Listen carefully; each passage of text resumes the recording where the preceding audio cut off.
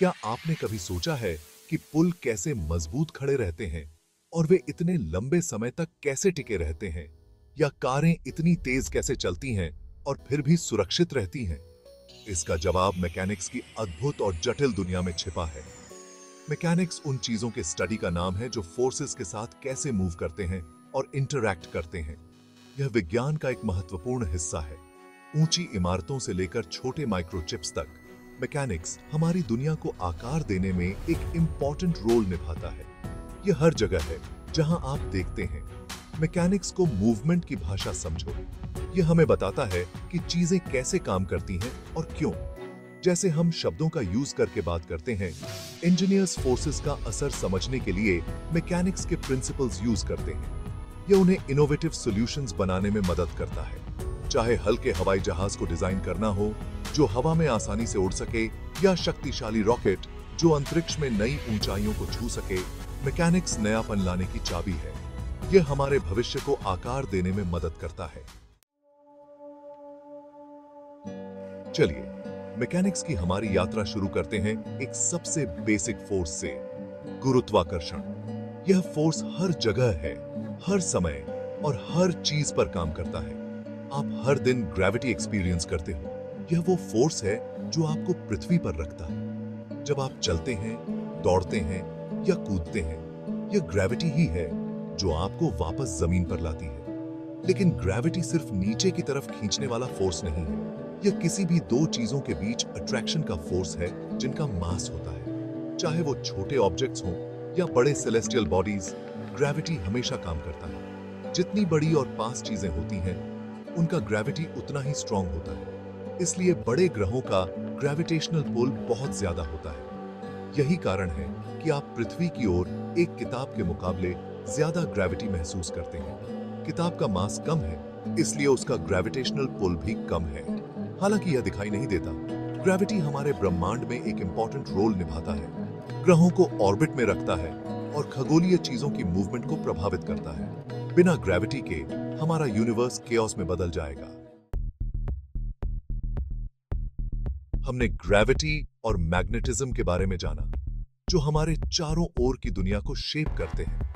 लेकिन और भी इंपॉर्टेंट फोर्सेस काम कर रहे हैं जो हमारी डेली लाइफ को प्रभावित करते हैं।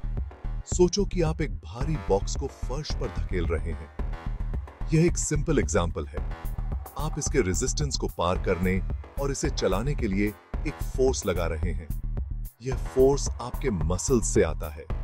इस तरह के फोर्स को अप्लाइड फोर्स कहते हैं और हम इसे अपनी रोजमर्रा की जिंदगी में हर समय यूज करते हैं। चाहे हम डोर खोल रहे हों या किसी ऑब्जेक्ट को मूव कर रहे हों। एक और इंपॉर्टेंट फोर्स है फ्रिक्शन, जो हर जगह मौजूद है। अपने हाथों को तेजी से रगड़ो।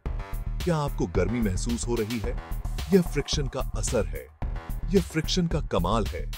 यह फोर्स हमारे जीवन में बहुत महत्वपूर्ण भूमिका निभाता है। फ्रिक्शन वो फोर्स है जो दो सरफेसेस के बीच मूवमेंट का विरोध करता है जब वो एक दूसरे को टच करते हैं। यह फोर्स हर इंटरैक्शन में होता है। यह मददगार और रुकावट दोनों हो सकता है, डिपेंडिंग ऑन द सिचुएशन। जब हम चलते हैं तो पकड़ देता है, लेकिन मशीन के पार्ट्स पर घिसाव भी पैदा करता है। इसलिए हमें इसे मैनेज करना पड़ता है। Section 4. The stress test. How materials handle the pressure. Imagine stretching a rubber band. It deforms under the force you apply. This deformation is called strain, and it's a measure of how much a material changes shape under stress. Stress, on the other hand, refers to the internal forces within a material resisting this deformation. Understanding stress and strain is crucial in engineering design. Engineers carefully select materials based on the specific stresses and strains they will encounter. Section 5. Mechanics in action, from bridges to robots. The principles of mechanics are applied in countless ways, shaping the world around us.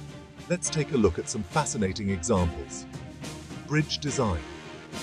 Engineers use mechanics to calculate the forces acting on a bridge due to traffic, wind, and its own weight. This ensures the bridge is strong enough to withstand these forces and remain stable. Car engines. The internal combustion engine, which powers most cars, is a marvel of mechanical engineering.